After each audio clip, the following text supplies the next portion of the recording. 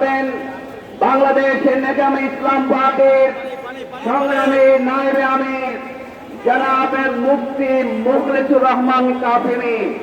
এখন বক্তব্য রাখবেন মুখলিসুর রহমান কাসেমি। সংগ্রামী তহিদ জনতা, কথাবার্তা পরিষ্কার। বিগত 17 বছর যারা জনগণের রায় উপেক্ষা করেছিল এবং জনগণের আশা বুঝতে ব্যর্থ হয়েছিল, মাত্র 36 দিনে তাদেরকে দিল্লিতে এই পালাইতে বাধ্য করা হয়েছিল। আমরা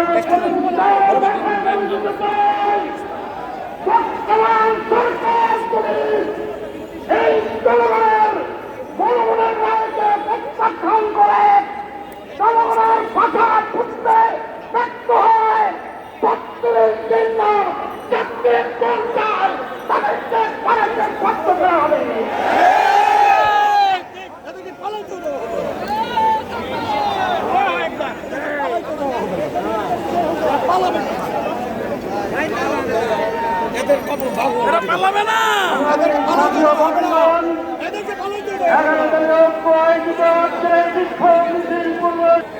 সমাবেশের সম্মানিত সভাপতি,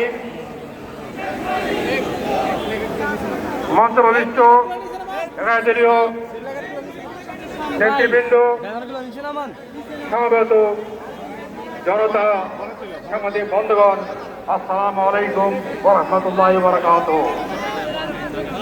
আমরা একবার ভাবতে পারি নাই আমাদেরকে আবার রাজপথে আসতে হবে, কিন্তু আজকের বিএনপি সরকার দেশের জনগণকে অস্বীকার করছে, সংসদে যে সমস্ত প্রস্তাব বাতিল করছে, এই সমস্ত বাতিলের মাধ্যমে তারা মূলত ফেসিবাদের হাসিনা রেখা দেওয়া জিনিসকে আবার প্রচুর চেষ্টা করছে। জনগণ আমরা কেউ তা হতে দিতে পারি ইনশাআল্লাহ।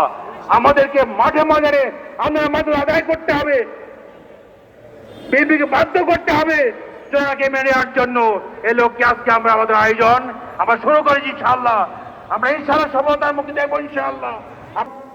আজকের এই বিক্ষোভ সমাবেশ এবং মিছিলে আমাদের মাঝে উপস্থিত হয়েছেন আমার বাংলাদেশ পার্টির সংগ্রামী জয়েন্ট সেক্রেটারি জনাব আব্দুল্লাহ আল মামুন রানা।